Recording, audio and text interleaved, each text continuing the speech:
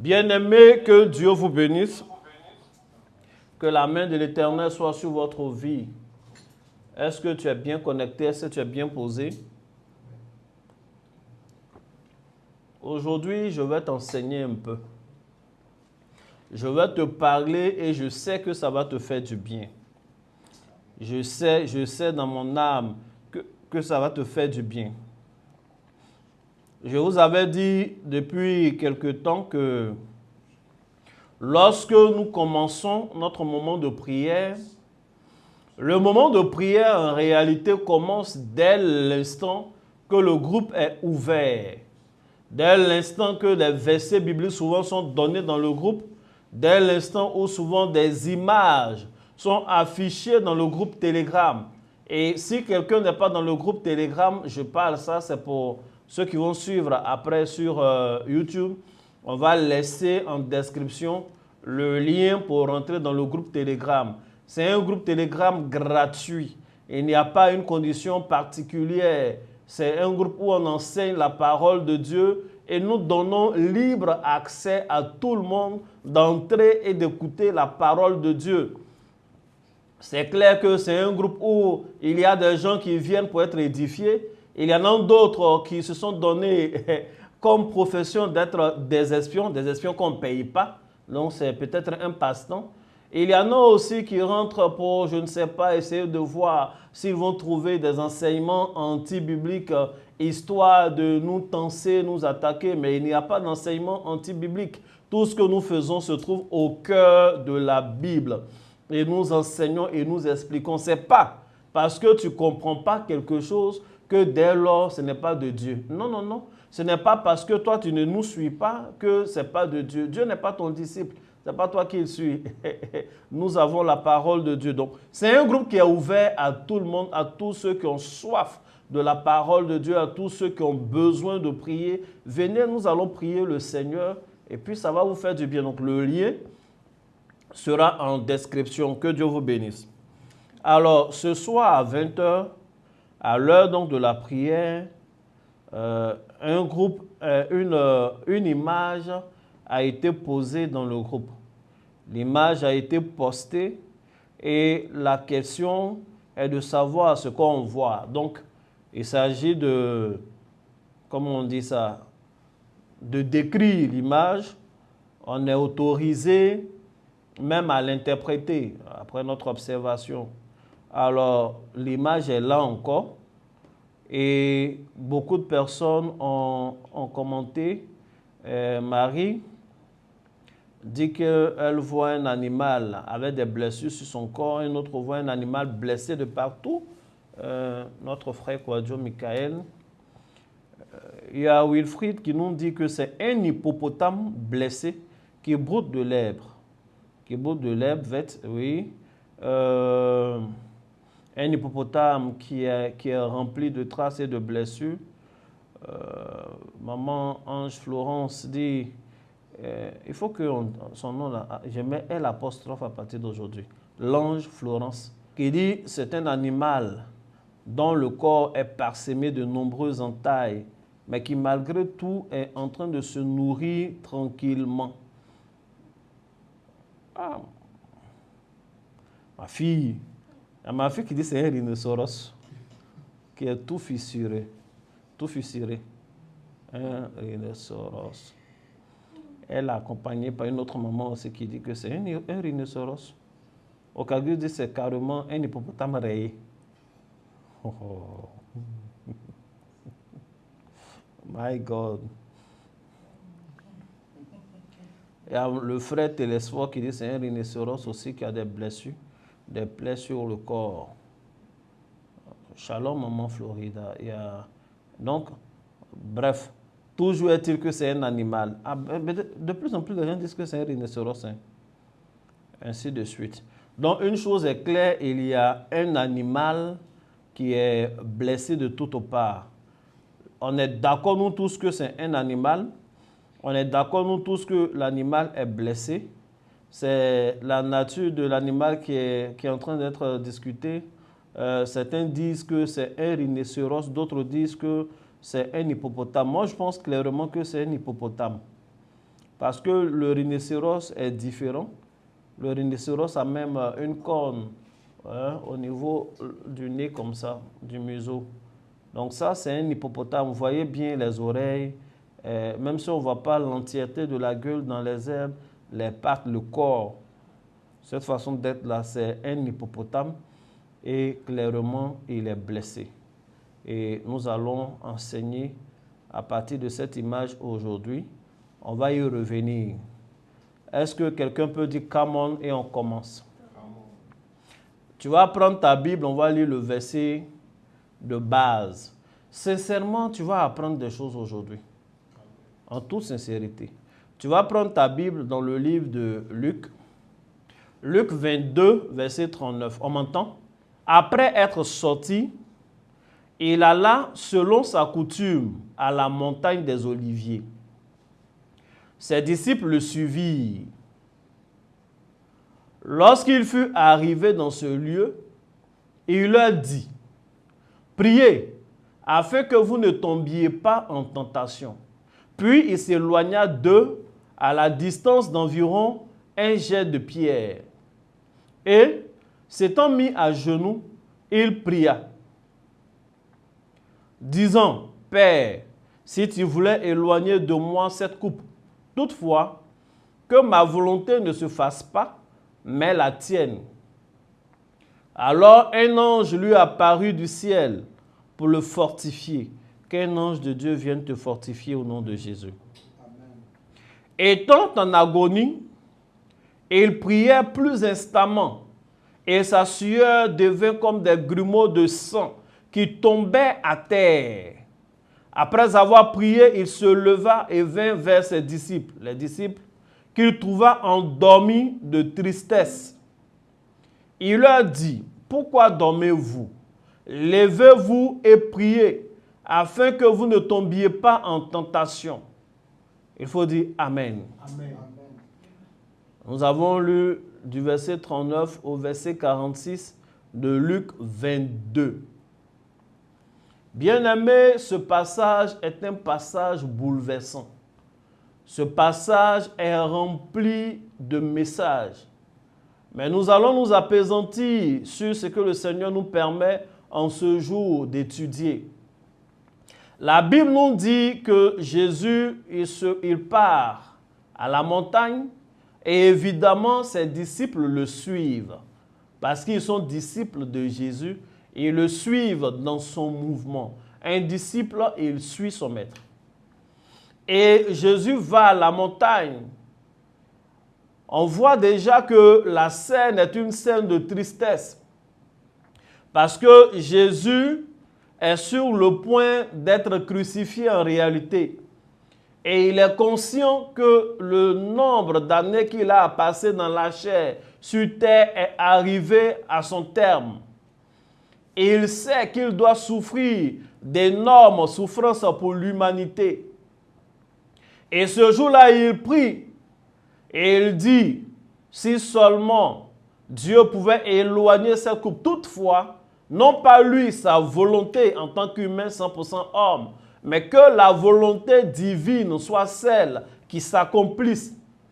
La Bible dit que dans ce processus de souffrance-là, un ange va venir du ciel pour l'aider.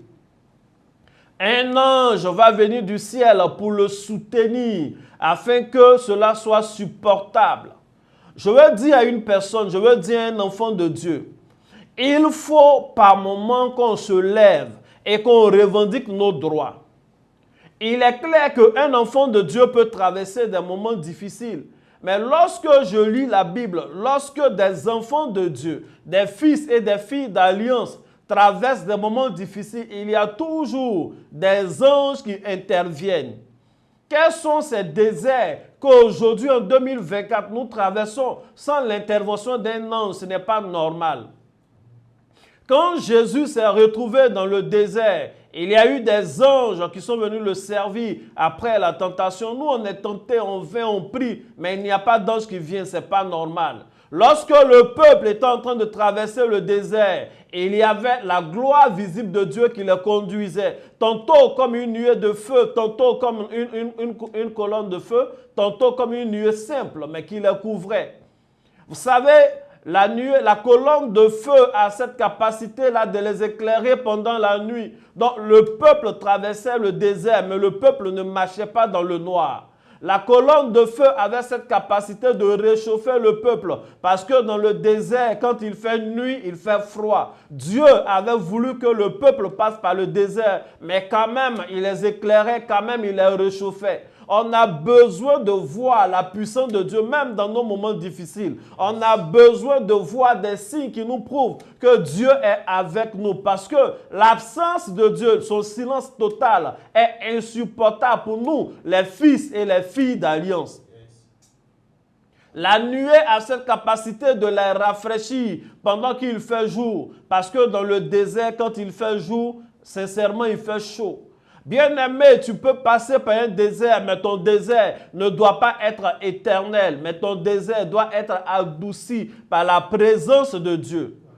Il y avait un ange que l'Éternel a envoyé pour marcher au-devant d'eux, pour les faire arriver à leur destination. Bien-aimé, je prie en ce jour, je déclare que tu ne sois jamais seul lorsque tu traverses le feu. Je prie en ce jour, je déclare que tu ne sois jamais seul lorsque tu es pris d'angoisse. Que Dieu envoie toujours un ange pour t'aider. Que Dieu t'envoie toujours un ange pour te soutenir. Qu'il t'envoie des anges de la même façon qu'il envoyait un ange pour soutenir Élie. La Bible dit Élie avait soif.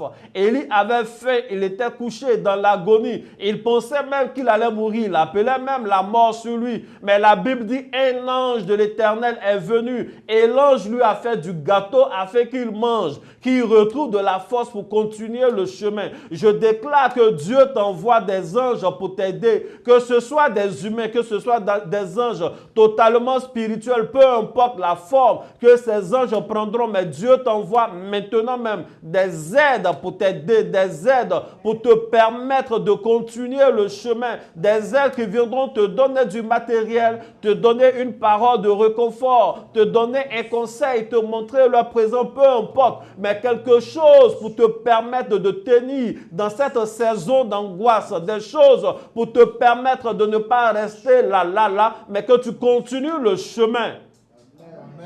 Amen. Amen. Bien-aimé, voici donc ce qui va arriver à Jésus. Il va arriver qu'un ange vienne le soutenir. Et la Bible dit qu'il était dans l'angoisse. Pendant qu'il était dans l'angoisse, pendant qu'il était dans l'agonie, alors il va décider de prier avec plus d'intensité. C'est ce qu'on a lu. Il faut dire Amen. Amen. C'est bien ce qu'on a lu. Je vais épingler le verset 44. Étant en agonie, d'autres versions disent pendant qu'il était pris d'angoisse, le verset 44. Étant dans l'agonie, il priait plus instamment. Il priait plus instamment. Donc, dans cette scène, tous ceux qui y sont tristes. Jésus est dans l'agonie et les disciples aussi sont dans la tristesse. Et la Bible dit en ce qui concerne Jésus, pendant qu'il est dans l'agonie, il prie avec beaucoup plus de force, beaucoup plus de puissance. Et les disciples étaient en train de dormir de tristesse. Il faut dire Amen. Amen. Les disciples sont bons. C'est vraiment nous. C'est nos frères même, les pierres là. Il faut dire Amen. Amen. Le verset 45, il dit, après avoir prié, il se leva et vint vers les disciples qu'il trouva endormis de tristesse. Ils ne savaient pas que la tristesse pouvait faire dormir. Mais eux, ils sont tristes, ils dorment. Bien-aimés, il leur dit, levez-vous et priez. Lorsqu'on a des problèmes, lorsqu'on est en proie à de la tristesse, à de l'angoisse, on peut avoir deux attitudes. On peut avoir l'attitude de Jésus ou on peut avoir l'attitude des disciples dans leur faiblesse. La Bible dit, Jésus, quant à lui, il priait avec plus de force.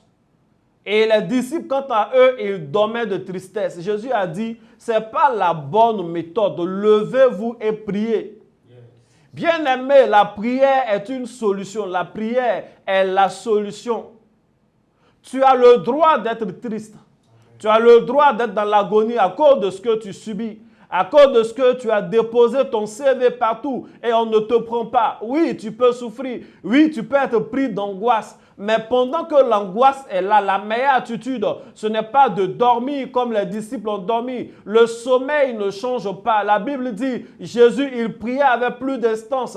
Il s'est éloigné des disciples. Il priait, il parlait à Dieu. Il priait, il parlait à Dieu. Il priait, il parlait à Dieu. Parce qu'il était en angoisse. Peu importe ce que tu traverses, je veux engager un enfant de Dieu à la prière ce jour. Il faut que les émotions vives te poussent dans les bras de ton Père. Je parle de Dieu. Amen. Il faut que tes moments de joie te poussent dans la présence de Dieu pour le louer.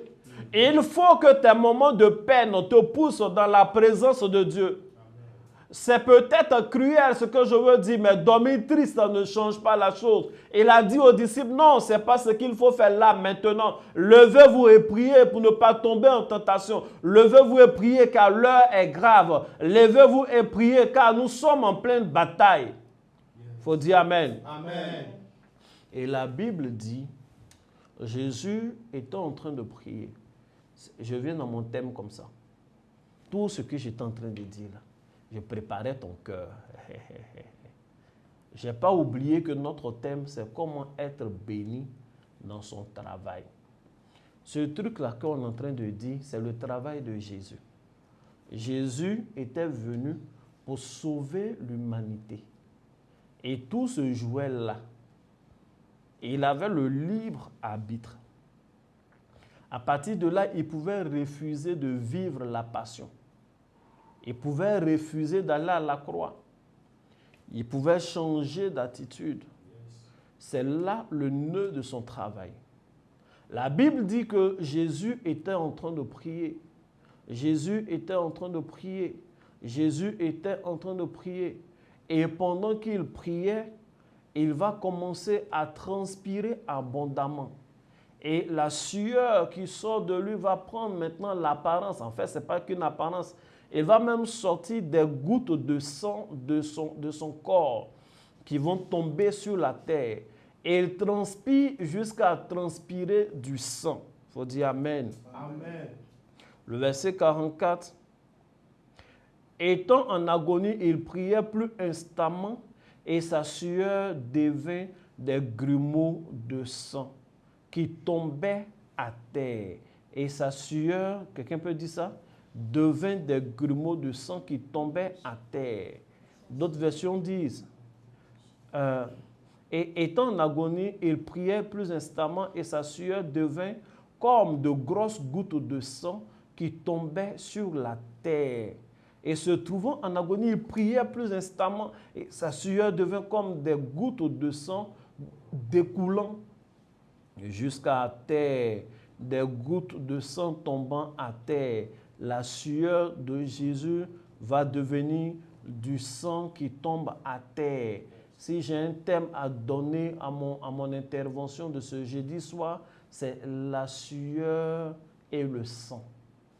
La sueur et le sang. La sueur et le sang. Tu as écrit la sueur et le sang. Yes. Jésus est en train de faire son travail et il va commencer à avoir la sueur. Et de la sueur, il va avoir des gouttes de sang qui vont tomber. Et il est sur le chemin de l'accomplissement de sa mission. Vous savez, le sang de Jésus est extraordinaire. Le sang de Jésus est au début de toute chose.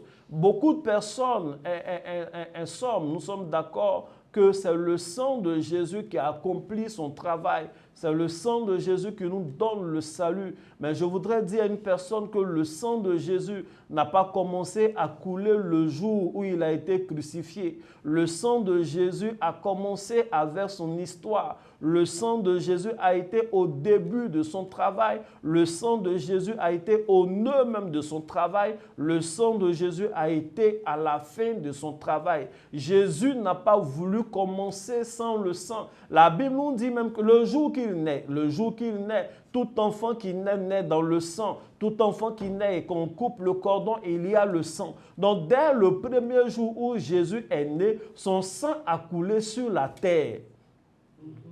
Dès le premier jour où Marie a mis au monde cet enfant qui n'est pas un enfant simple, qui est divin, le sang a coulé sur la terre. J'aime me rappeler que j'ai lu dans le livre de Ézéchiel, Dieu a dit, vis dans ton sang. Vis dans ton sang, parlant de Jérusalem, dit, je t'ai vu, Ézéchiel 16, je t'ai vu, tu étais couché là dans ton sang, et j'ai dit, vis dans ton sang. Je veux dire à un enfant de Dieu en ce jour que la vie que nous devons vivre, la vie d'alliance, est cette vie-là qui commence dans le sang. Et la vie de Jésus a commencé dans le sang. Jésus n'a pas perdu son sang uniquement à la croix. La Bible nous dit, le nombre de jours, 8 jours étant arrivé, son père et sa mère l'ont conduit au temple afin que l'enfant puisse subir la circoncision. Le jour où Christ a subi la circoncision, également son sang a coulé.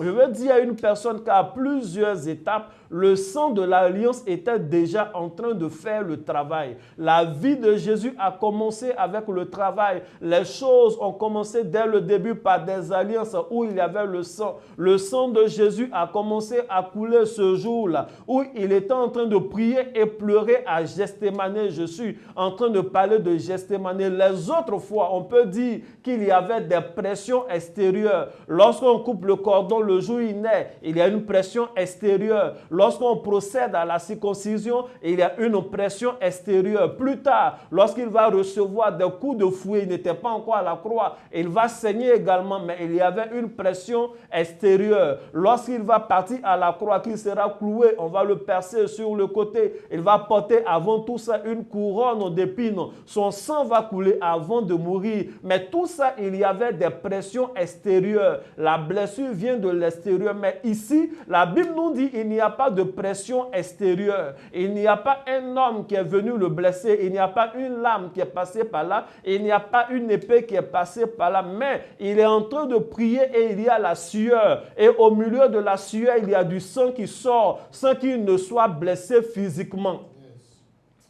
Il y a un sang qui sort sans qu'il ne soit blessé physiquement. Bien-aimé, il y a deux choses que tu dois savoir. La première chose, c'est dans Genèse. Je suis en train de parler à quelqu'un. Genèse 3, verset 19. La Bible dit, c'est à la sueur de ton visage que tu mangeras du pain, jusqu'à ce que tu retournes dans la terre d'où tu as été pris, car tu es poussière et tu retourneras à la poussière. Donc, en réalité, nous sommes en train de parler de travail. Pour manger, il faut que tu aies la sueur. Pour manger, il faut que tu transpires. Pour évoluer dans ton travail, ça doit être à cause de tes efforts, à cause de tes relations humaines. Mais en vérité, Dieu n'a jamais voulu que ses enfants vivent de leur sueur.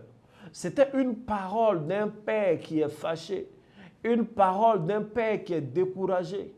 Dieu n'a jamais voulu que ses saints, Dieu n'a jamais voulu que ses sacrificateurs aient la sueur. Le langage préféré de Dieu pour nous bénir n'est pas le langage de la sueur. Le langage préféré de Dieu pour nous bénir est le langage du sang. Jésus a prié, la sueur coulait et cette sueur n'était pas à même de changer l'histoire de l'humanité. Jésus a prié, la sueur coulait et cette sueur n'était pas capable de lui faire accomplir sa mission. Et à un moment donné, il va passer de la sueur au sang. Je veux dire à un enfant de Dieu, pour être béni dans notre travail, il faut passer de la sueur au sang. Il faut passer de la sueur au sang. Il faut quitter dans l'alliance qui dit, c'est à la sueur de ton front que tu mangeras. Mais il faut manger du fruit du sang. Est-ce que je suis en train de parler à quelqu'un? Il était là, il était dans l'agonie, il a dit que moi, ma volonté ne se fasse pas, que ce qui est physique ne soit pas ce qui conditionne tout. Oui, ça fait peur, ce que je suis en train de vivre. Je sais que les fils du monde, les gens de ce monde viendront mettre la main sur moi, mais non pas ma volonté, que mes craintes ne prennent pas le dessus, que ma peur ne prenne pas le dessus, que la sueur ne prenne pas le dessus. Jésus était là, il priait, la sueur était là, la sueur était en train de prendre le dessus et finalement, lorsque le sang a commencé à prendre le dessus, il était tout heureux, les choses étaient accomplies. Il s'est levé, les gens sont venus le chercher, il n'a pas fait de résistance et il a accompli son travail. Je veux encore le répéter à une personne, on ne doit pas vivre à la sueur de notre visage. Dieu ne veut pas que tu transpires pour t'en sortir. Dieu veut que par sa grâce tu t'en sortes. Je vous lis Ézéchiel 44. Est-ce qu'on me comprend? Yes, Ézéchiel 44, verset 18.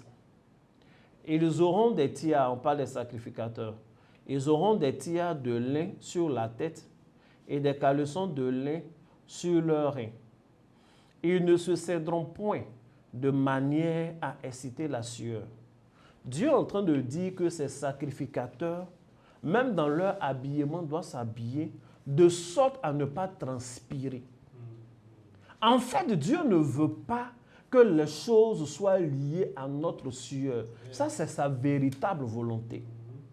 Dieu ne veut pas que nous soyons des consommateurs du pain de la peine, du pain de la douleur. Dieu veut que nous soyons des consommateurs du pain de la faveur. Si tu veux être béni dans ton travail, il faut introduire le sang dans ton travail. Qu'est-ce que je veux dire? Si tu veux être béni sur le plan professionnel, si tu veux être béni dans ta carrière, il faut introduire des alliances dans ta carrière. Le sang est synonyme d'alliance. Le sang est synonyme d'alliance surnaturelle. Le sang est synonyme d'alliance surnaturelle. S'il n'y a pas une alliance particulière, s'il n'y a pas une alliance surnaturelle liée à ton travail, tu seras obligé de vivre à la sueur de ton visage. Tant que la sueur n'a pas viré au sang, bien aimé, ça sera toujours le pain de la douleur. L'enfant de Dieu qui veut être béni sur le plan professionnel doit mettre son travail en adéquation avec le système des alliances. L'enfant de Dieu qui veut être béni dans son ministère doit mettre son ministère en adéquation avec le système des alliances. À un moment donné, il faut mettre fin à la sueur qui coule et il faut passer au grumeau de sang qui tombe sur la terre. Le sang de Jésus a commencé à tomber sur la terre et son travail était en train d'être fait. Ce n'est pas par hasard, car la croix finalement, il a dit tout est accompli. Oui, tout est accompli parce que l'alliance a déjà commencé à être tissée. Bien-aimé, quelle est l'alliance? Quelles sont les alliances qui régissent ta carrière? Quelles sont les alliances qui régissent les activités que tu fais? Quelle est l'alliance que tu as tissée avant de commencer cette entreprise? Quelle est l'alliance? Quel sang a coulé? À quel sang tu as fait appel? À quel sang tu as fait recours? Quelle est la chose que tu as faite avant de commencer ta carrière? Tu as fait ta formation, c'est fini, on t'a affecté, tu as commencé à travailler, mais quelle est l'alliance? Bien-aimé, pour être béni, il faut passer de la sueur au sang. Il faut passer de la sueur au sang.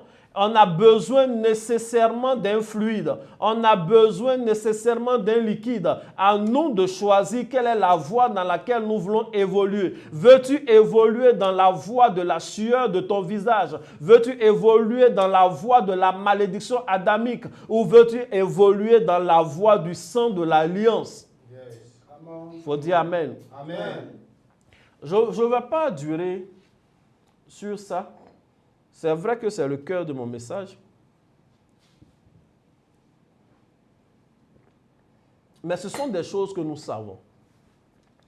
Il faut qu'il y ait une alliance sur ta carrière.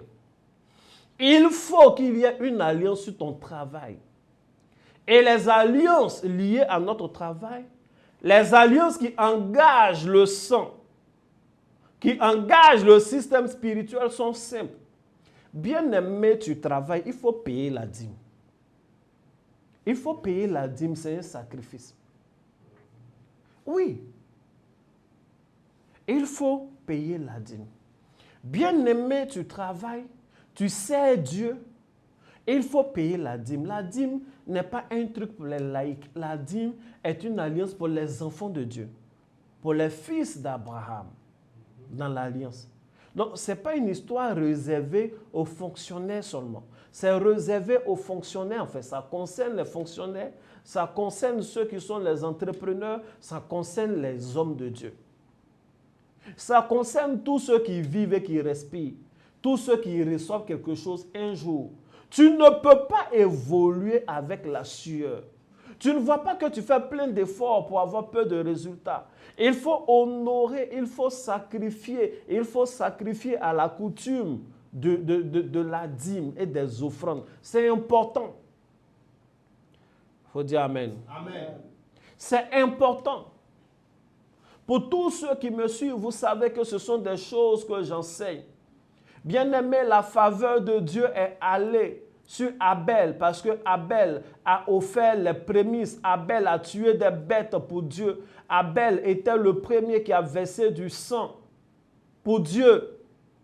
Yes. Et Abel était le premier à recevoir la faveur de Dieu. Jusque-là, c'est Dieu qui avait versé du sang pour l'homme. Dieu a versé le sang pour l'homme afin que l'homme sorte du jardin, mais qu'il vive quand même. Dieu a fait de telle sorte que l'homme verse du sang, mais pas pour Dieu, pour avoir la femme. C'est pourquoi l'homme n'a pas perdu la femme. J'aime dire cela aux gens. Dans le jardin d'Éden, Adam a reçu tout gratuitement. Il a reçu les arbres gratuitement. Il a reçu le jardin même gratuitement. Il n'a fait aucune alliance, absolument rien. Même là, la sueur même, il n'a pas versé. Il a reçu les fleuves, tout ça gratuitement. La seule chose, le seul élément pour lequel Adam a versé du sang, c'était la femme.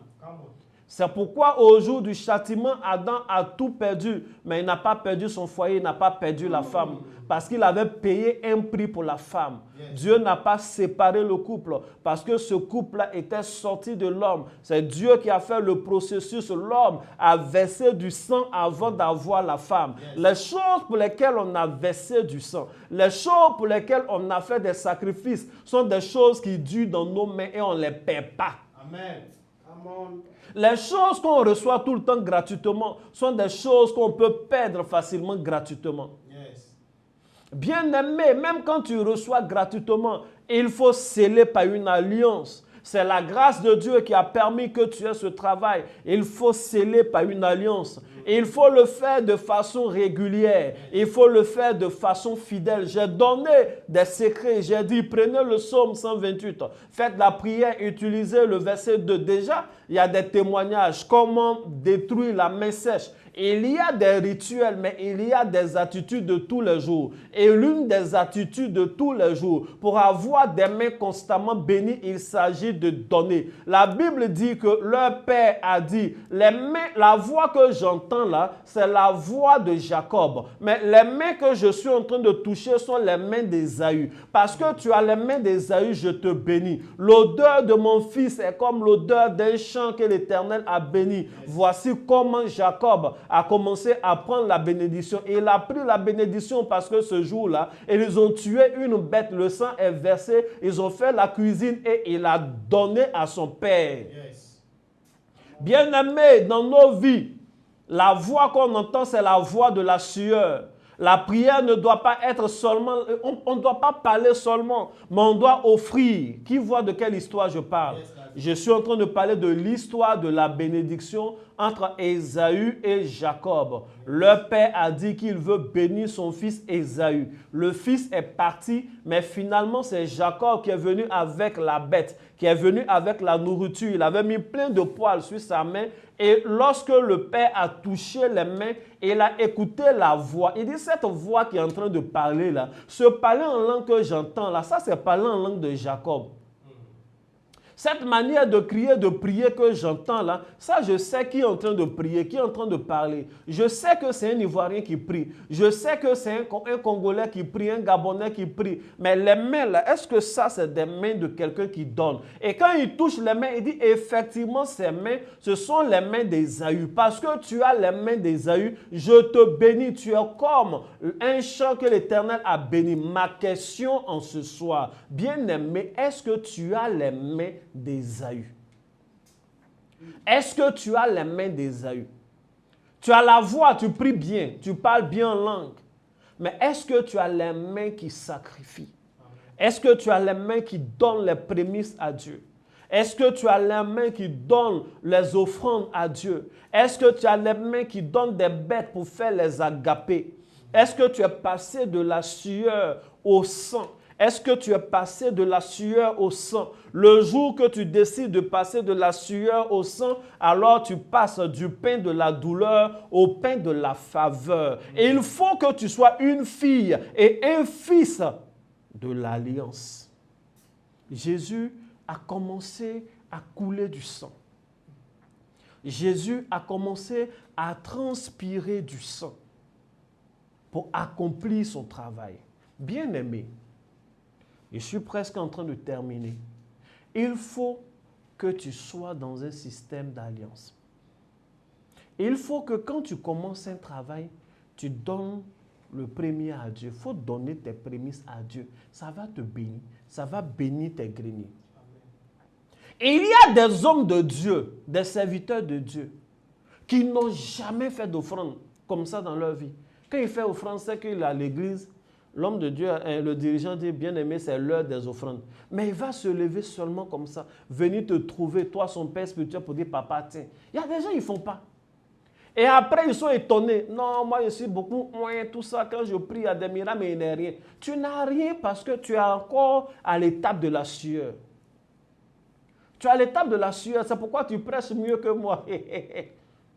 Mais tu as quoi? Et quand tu es souvent obligé d'avoir... Tu es en train de, comment on appelle, tu vois, donc tu es en train de, tu fais des choses qui frisent l'escroquerie. Yes. Tu es derrière le fidèle. Ah, mais tu vas mourir. Hein. Si tu ne donnes pas offrande, tu vas mourir. Tu es obligé d'effrayer les gens pour qu'ils fassent offrande. Non, toi-même, fais offrande. Et puis, pas calmement. Le gars même va venir te faire des offrandes même que tu n'as pas demandé. Yes. Parce que l'eau va à la mer. Il n'y a pas là quelqu'un. Il faut créer ta mer. L'eau va venir chez toi. Toi-même, tu ne donnes pas. Et puis toi, tu veux qu'on te donne. Pourquoi? Est-ce que c'est juste? Est-ce que c'est juste? Il y a des fidèles aussi qui sont comme ça.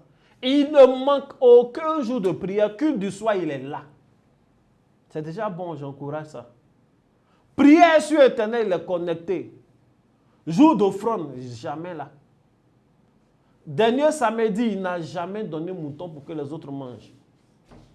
Mais tous les jours, c'est lui. Mais aujourd'hui, on dirait qu'ils n'ont pas servi beaucoup. Hein. Ils n'ont pas servi beaucoup parce que tu n'as pas donné mouton. C'est un seul gars qui a donné un agneau. C'est ça, nous tous, on a mangé. Il y a des jours, ici à ABC, tous les derniers samedis, on fait la Sainte Seine. Et il y a des jours où je fais exprès, je ne donne aucune bête. Quand c'est comme ça me fait mal. Hein. En général, quand je veux toujours donner, c'est mon épouse même qui me parle. Papa, il faut le laisser. Les enfants là vont donner, nous tous on va se partager la bénédiction. Si chacun est béni, c'est ça qui rend la famille puissante. Mais moi j'aime bénédiction. Et puis, souvent, quand c'est comme ça, ils ne donnent pas là, tu viens finalement, on trouve un chevreau, c'est bon. Mais bien aimé, il faut multiplier les occasions. Il faut multiplier les occasions. Il faut faire des repas. Les choses que je vous enseigne depuis qu'on se connaît, il faut continuer à faire. Il faut dire Amen. Amen. Est-ce qu'on peut conclure? Yes. On peut conclure, il est déjà 21 heures. Maintenant, quelqu'un est en train de me dire, c'est quoi? Tout ça là, c'est vrai. À partir de maintenant, je vais payer la dîme. Je serai bien régulier et fidèle. Il y a des gens qui trouvent des justifications. Ah, 2 jours là, je ne paye pas la dîme parce que tu dois te battre pour le faire. Tu dois te battre pour faire tes offrandes. Tu dois te battre pour le faire. Tu dois contourner toutes les difficultés pour le faire. Ah, 2 jours, ce n'est pas ma faute. Et puis tu te cherches une justification. Oui, ce n'est pas ta faute. Mais tu peux te battre pour contourner cette justification. Parce qu'il faut que tu passes de la sueur au sang. De la sueur au sang. Plus il y a du sang, moins tu vas transpirer. Dieu ne veut pas que tu transpires. Dieu ne veut pas que... Non. Il dit, portez vos habits là de manière à ne pas transpirer. Ézéchiel 44, verset 18. Que Dieu te bénisse. Il faut dire Amen. Amen. Maintenant, tout ça là même là, ça a quoi à voir avec le rhinocéros blessé? Bien aimé, ce n'était pas un rhinocéros, c'est un hippopotame. J'avais juste envie de vous expliquer un principe. Amen. Amen. Attends, il y a voir qui est en ligne. Pour expliquer un principe. Et voici, mes enfants sont là. Mes enfants sont là. Je peux leur expliquer un principe. C'est quelque chose que je vous avais déjà dit une fois, mais c'est passé presque rapidement puisque ce n'était pas le thème. Il faut dire Amen. Est-ce que tu es bien là? Il faut prendre ton calepin, tu vas prendre note.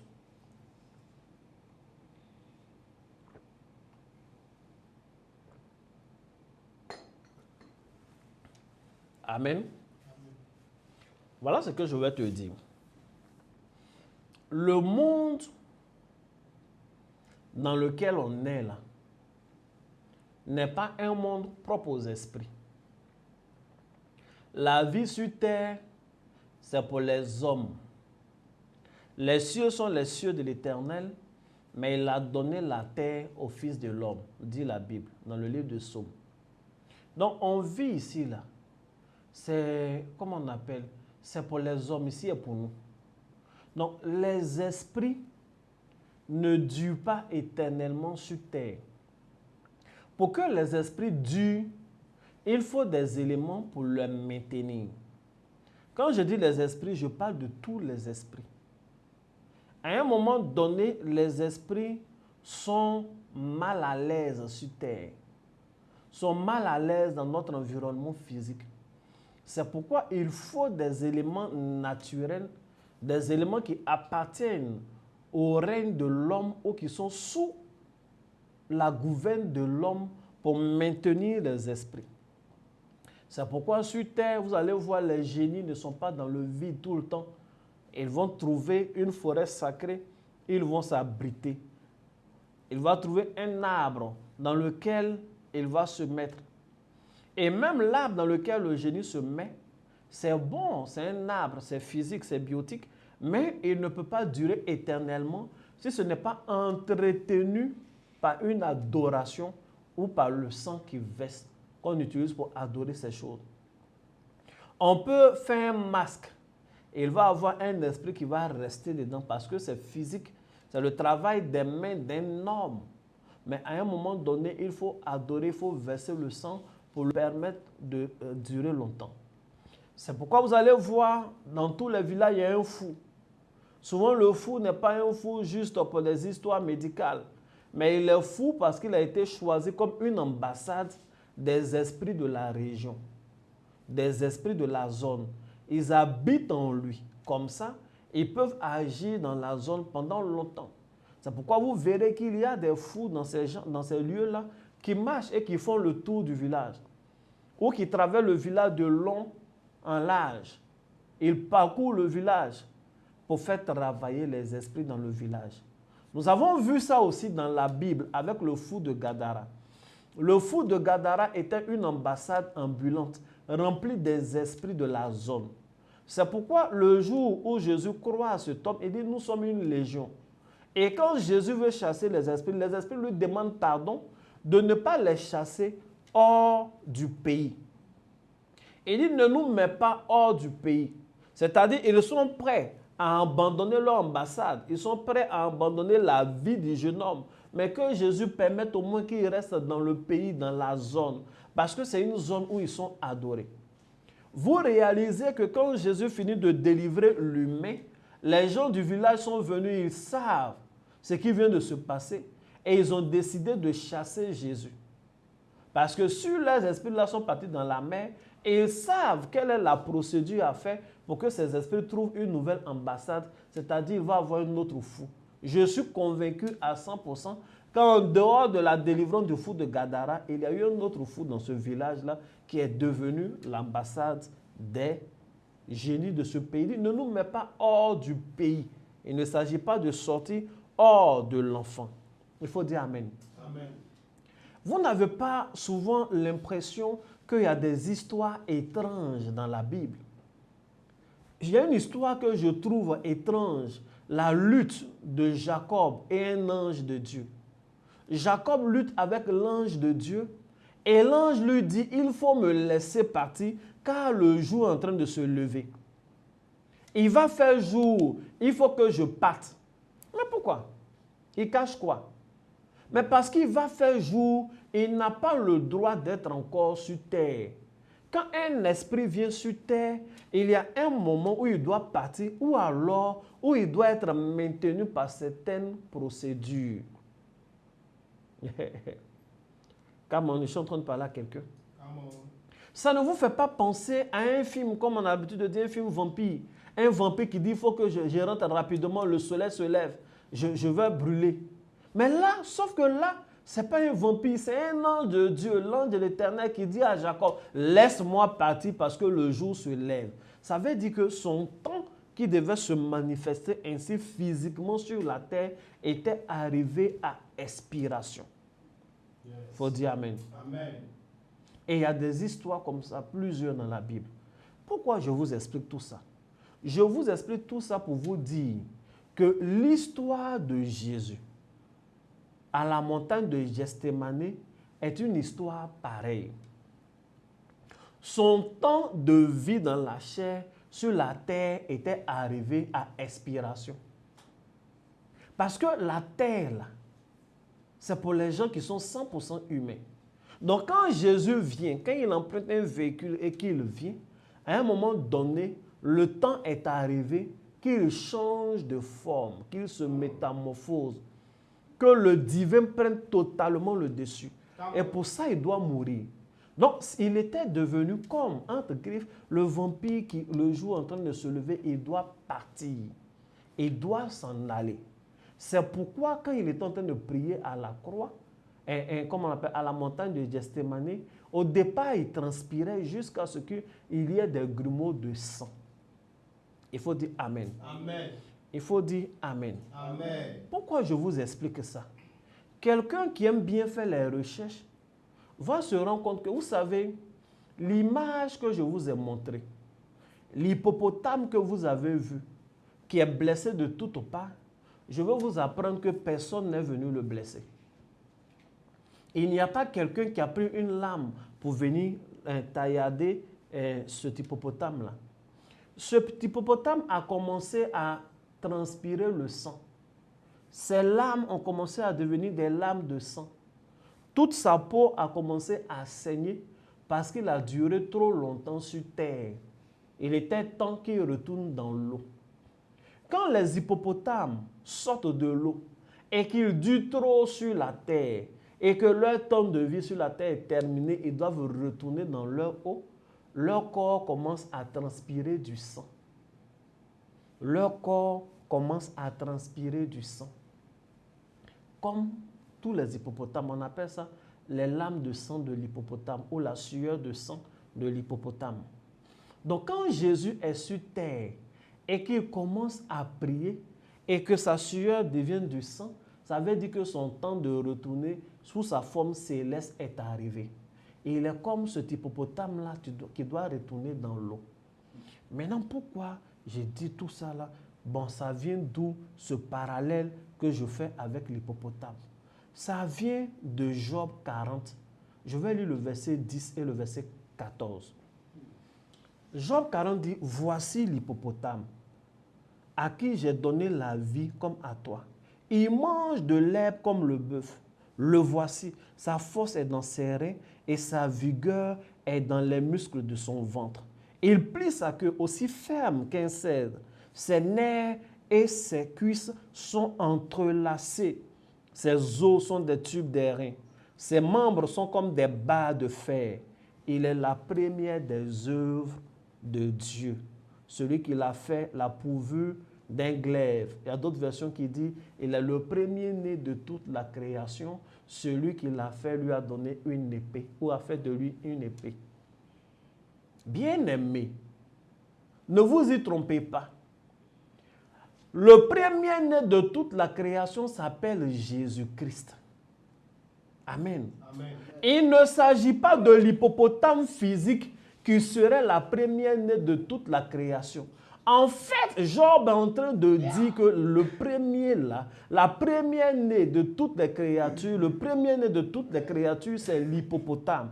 Et Jésus, pour accomplir cette parole-là, pendant que sa vie sur terre est arrivée, où il doit partir au ciel, son corps commence à se comporter comme l'hippopotame. Au lieu de transpirer la sueur normale comme tout le monde, il commence à avoir la sueur que l'hippopotame a. Parce que quand l'hippopotame vit longtemps hors de l'eau, il commence à pleurer du sang, il commence à sortir une sueur de sang de son corps. Yes. Come on. Jésus était en train de dire, son corps était en train de réagir. Le moment était arrivé, ce corps n'allait plus pouvoir contenir la plénitude de la divinité qui était en lui. Le temps était arrivé qu'il passe à la croix, qu'il meure et que l'esprit monte. Le premier-né de toute la création, ce hippopotame dont parle la Bible dans le livre de Job, n'est nulle autre personne que Jésus-Christ de Nazareth. N'est nulle autre personne que Jésus-Christ de Nazareth. Il est ce premier-né. C'est pourquoi la Bible dit, celui qui l'a fait lui a donné un glaive, une épée. Yes. D'autres anciennes versions même disent, il a fait de lui comme une parole. Or, la parole qui est l'épée, c'est Jésus-Christ de Nazareth. Yes. Bien-aimé, est-ce que le Réma t'a fait du bien? Yes. À partir de là, c'est tout un enseignement. Hein. On enseigne les barres de fer, les cuisses qui sont comme les tubes des reins, les nerfs qui sont entrelacés, la force qui est dans son ventre. Mais ça, on va enseigner ça un autre jour. Mais c'est Jésus-Christ de Nazareth. Est-ce que quelqu'un peut acclamer la parole de Dieu?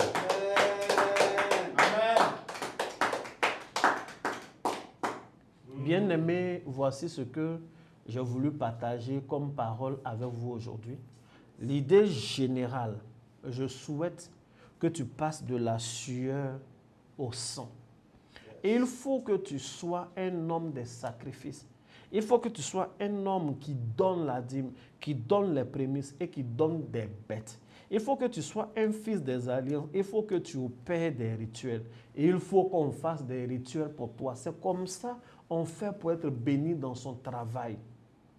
C'est comme ça on fait pour être béni dans son travail. Parce que les esprits divins, les anges que Dieu envoie pour nous aider dans notre travail, sont instables. Parce qu'ici n'est pas chez eux. Et pour les maintenir, on doit avoir des attitudes et des actes qui les maintiennent. C'est comme ça. Pour les maintenir, on doit faire des sacrifices.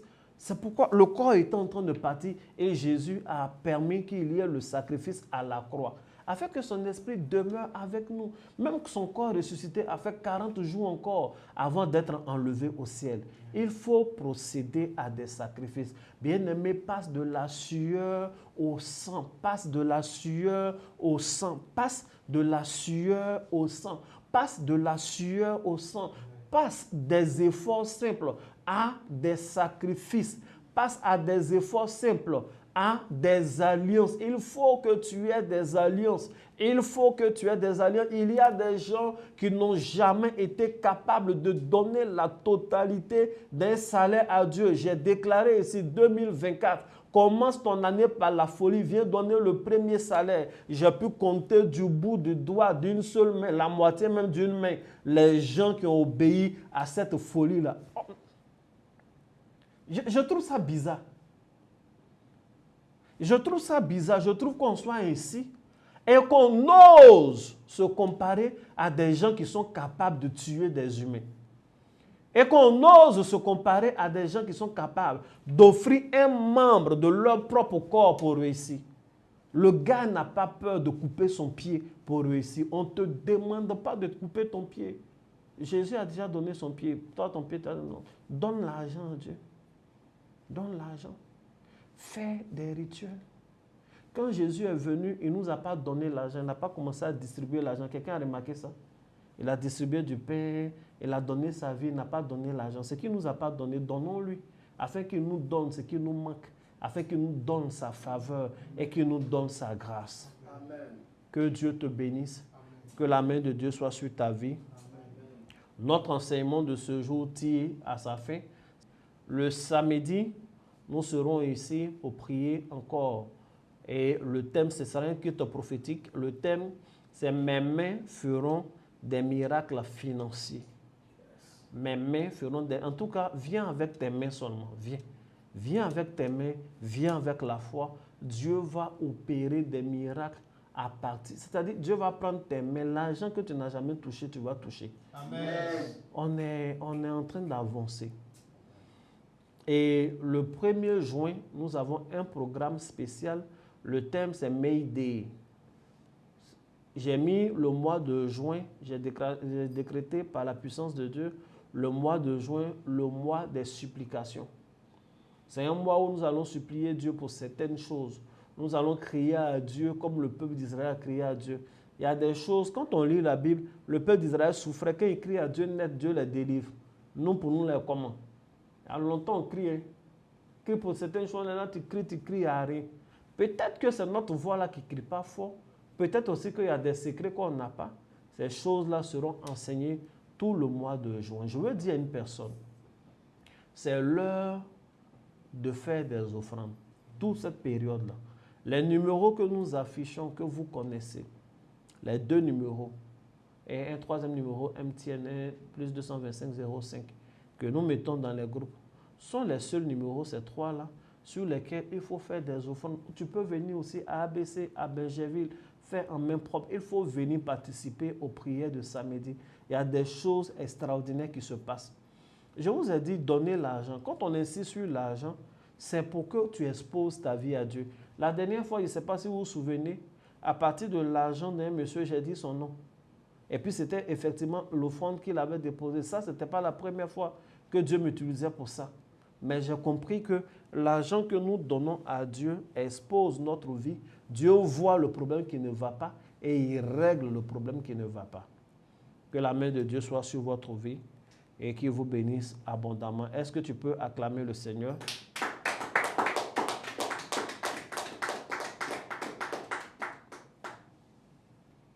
Répète avec moi. Heureux tout homme qui craint l'Éternel, qui marche dans ses voies. Je jouis alors du travail de mes mains. Je suis heureux. Je prospère. Ma femme est comme une vigne féconde dans l'intérieur de ma maison. Mes filles sont comme des plants d'olivier autour de ma table. C'est ainsi que je suis béni. Moi qui crains l'Éternel. L'Éternel me bénira de Sion. Et je verrai le bonheur de Jérusalem. Tous les jours de ma vie. Je verrai les fils de mes fils. Que la paix soit sur Israël.